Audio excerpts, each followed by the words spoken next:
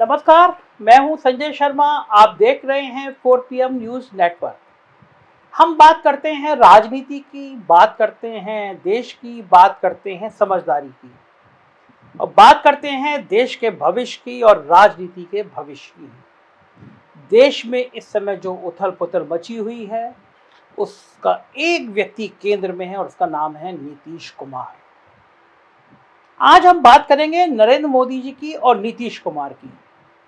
और आज हम बात करेंगे कि वो क्या कारण है जब देश का सबसे ताकतवर नेता, उनके कार्यकर्ता उन्हें भगवान विष्णु का अवतार समझते हैं। One man show, one man army, दुनिया की सबसे बड़ी पार्टी का होने का दावा करने वाला मुखिया, आखिर वो नीतीश कुमार से क्यों डरते हैं? तो आज बात इसी मुद्दे पर और बात बिहार पर। आजकल देश की सियासत में बिहार एक महत्वपूर्ण बिंदु बना हुआ है। वैसे बिहार की भूमिका आजादी के बाद के अधिकांश सत्ता परिवर्तन के आंदोलनों में निर्णायक रही है, चाहे वो जेपी का मूवमेंट हो या बेलछी से इंदिरा गांधी की वापसी का अभियान, बोफोर्स का बवंडर हो या मंडल का तूफान, सब में बिहार ने लीड रोल प्ले किया है।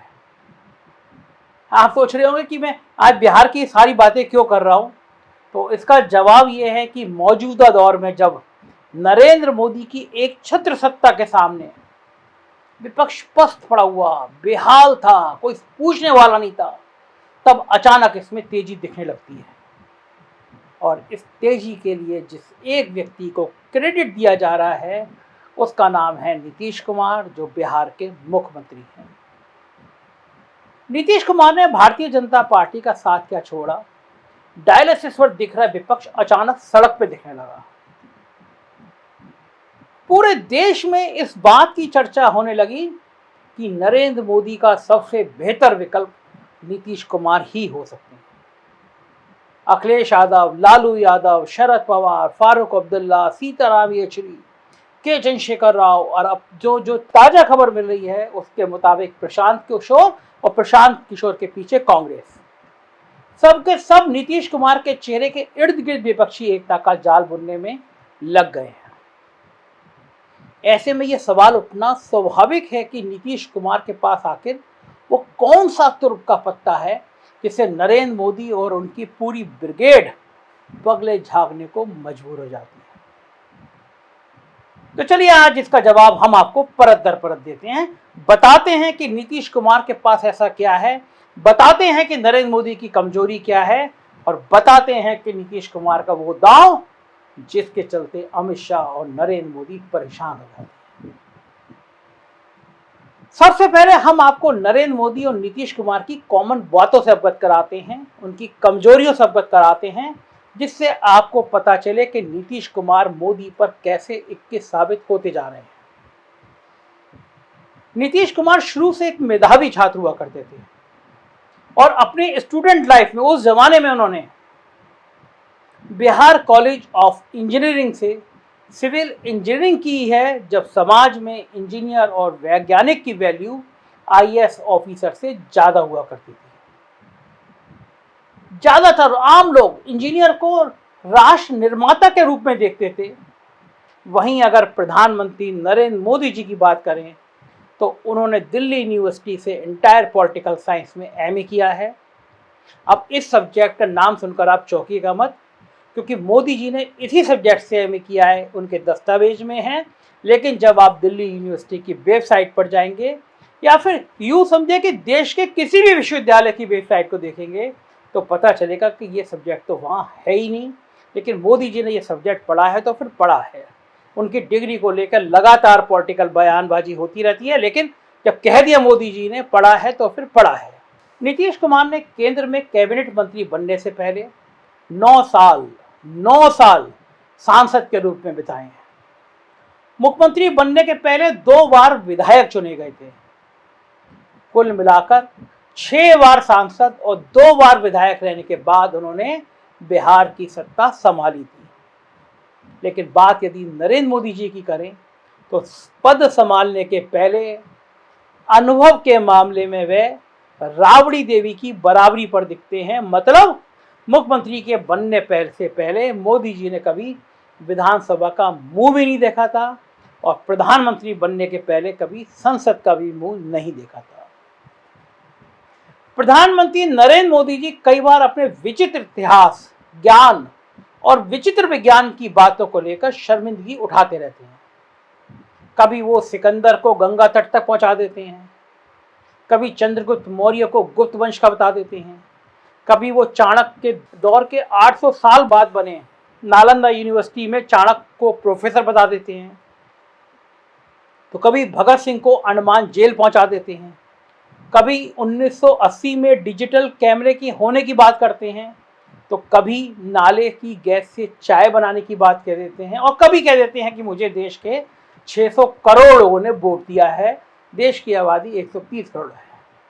इसके विपरीत नीतीश का स्वभाव एकदम चेंज है। वो काफ़ी स्टडी करते हैं, बेहद कम बोलते हैं और आज तक के उनके जीवन में उन्हें कभी अपने बयान के लिए ट्रोल होने की नौबत नहीं आई है। नीतीश कुमार पर कभी भी किसी कारपोरेट घराने की तरफदारी का आरोप नहीं लगा है, जबकि इसके ठीक उलट नरेंद्र मोदी जी के बारे में हम दो मतलब मोदी जी शाह जी और हमारे दो मतलब अडानी अंबानी की कहावत अब गली मोहल्लों, चाय पान की टपरियों तक, उनकी बैठकों तक चर्चा और बातें की जाने लगी। नरेंद्र मोदी जी पर जहां गुजरात दंगों का ऐसा बदनुमा दाग लगा है जिस कारण एक जमाने में अमेरिका ने उन्हें वीजा देने तक से मना कर दिया था। अमेरिका ने कहा था कि हम इन्हें वीजा नहीं देंगे क्योंकि गुजरात के दंगे उनके मुख्यमंत्री काल में हुए थे। इसके अलावा मोदी जी पर वोट के लिए सांप्रदायिक ध्रुवीकरण का भी आरोप लगता रहा है। वो अक्सर अपने भाषणों में कब्रिस्तान, शमशान, पाकिस्तान, कपड़ों से प्रदर्शनकारियों की पहचान जैसे बोलते रहते हैं, लेकिन इसके ठीक उलट नीतीश कुमार पर किसी भी प्रकार की सांप्रदायिकता या जातीय भावना भड़काने का आरोप नहीं लगा है। आज भी जब वो भाजपा से दूर जा चुके हैं, तब भी किसी भाजपा नेता ने उन पर भ्रष्टाचार, सांप्रदायिकता आदि को लेकर निजी हमले नहीं किए हैं। सीबीआई और ईडी उन तक पहुंच ही नहीं सकती है। आप खुद ही नीतीश की क्रेडिबिलिटी को समझ सकते हैं कि नीतीश को एनडीए छोड़े 1 महीने से ज्यादा हो गया, लेकिन आज तक मोदी, शाह या नड्डा कोई भी उनके खिलाफ जबान तक नहीं खोल पाया है। ये होती है नेता की विश्वसनीयता, उसका भरोसा, उसकी ताकत। नीतीश कुमार और नरेंद्र मोदी 1990 के बाद की सबसे ताकतवर राजनीतिक जमात यानी पिछड़ा वर्ग ओबीसी से आते हैं, जिसकी देश में कुल 52% आबादी मानी जाती है। आधुनिक भाषा में इसे मंडल जमात भी कहा जाता है, लेकिन नरेंद्र मोदी ने बतौर मुख्यमंत्री या प्रधानमंत्री एक भी ऐसा उल्लेखनीय कार्य ओबीसी समाज के लिए नहीं किया है जिसका वो ढिंडोरा पीट सकें। यहाँ तक कि जब मेडिकल कॉलेजों में नीट की नई व्यवस्था लागू की गई तो पहले साल ओबीसी को वो आरक्षण भी नहीं मिला जो उन्हें यूपीए के दौर में अर्जुन सिंह ने दिया था। बाद में काफी हो हल्ला मचा, तब जाकर दूसरे साल से अर्जुन सिंह वाली 27% आरक्षण की बहाली हो पाई। कई केंद्रीय शिक्षण संस्थानों में या भाजपा शासित राज्य सरकारों के शिक्षण संस्थानों में ओबीसी की सीटों को एनएफएस यानी नॉट फाउंड सुटेबल कैंडिडेट्स घोषित करके उसे आज भी खाली छोड़ दिया जाता है। एक तो नौकरियां खत्म हो रही हैं, वहीं दूसरी ओर जो थोड़ी बहुत आ भी रही हैं उसमें आरक्षित तबके को, पिछड़े वर्ग को लाभ से वंचित किया जा रहा है। जबकि इसके ठीक विपरीत नीतीश कुमार का पूरा जोर, या यूं कहूं कि उनकी शासन व्यवस्था की थीम ही सामाजिक न्याय है। चाहे वो अगड़ा हो या पिछड़ा हो, दलित हो, महिला हो, किसी के कोटे की कोई हकमारी का मामला अब तक बिहार में सामने नहीं आया है। मोटे तौर पर कहें तो चाहे डिग्री का मामला हो या गवर्नेंस हो, डिलीवरी का मामला हो या भेदभाव से मुक्त आचरण का, इन सब पर नीतीश कुमार नरेंद्र मोदी पर भारी पड़ते नजर आ रहे हैं। नीतीश की यही खूबी उन्हें दूसरे राजनीतिक खेमों में स्वीकार्य भी बनाती है।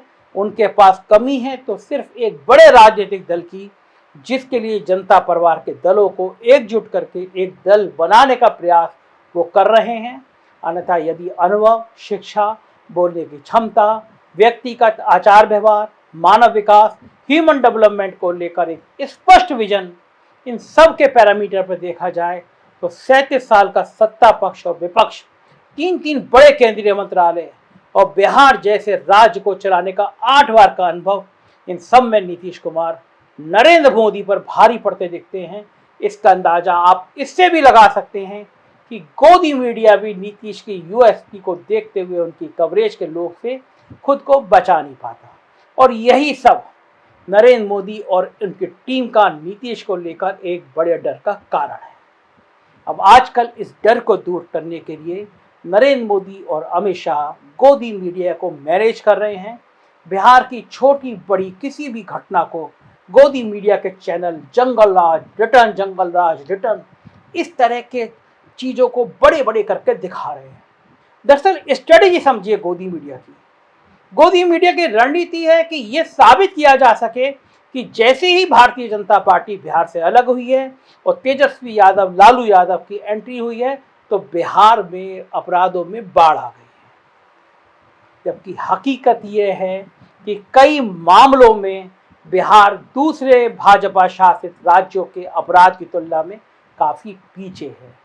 लेकिन देश में जो नैरेटिव बनाती है वो गोदी मीडिया बनाती है, और गोदी मीडिया का इस्तेमाल किस तरह मोदी और शाह करते हैं ये किसी को बताने की जरूरत नहीं। तो ये था नरेंद्र मोदी जी और नीतीश कुमार के बीच की तुलना। मुझे यकीन है आपको ये बात समझ आई होगी। अपनी राय से जरूर अवगत कराइएगा। उत्तर प्रदेश की खबरें देखनी हो तो हमारा चैनल 4 PM यूपी, और बिहार की खबरें देखनी हो तो हमारा चैनल 4 PM बिहार जरूर सब्सक्राइब करिएगा। हम फिर आपसे वादा करते हैं, हम कभी गोदी मीडिया नहीं बनेंगे, सच बोलेंगे, क्योंकि सच की ताकत और सच की जवान कहीं ज़्यादा तीखी होती है और अच्छी होती है। देखते रहिए 4 PM। शुक्रिया।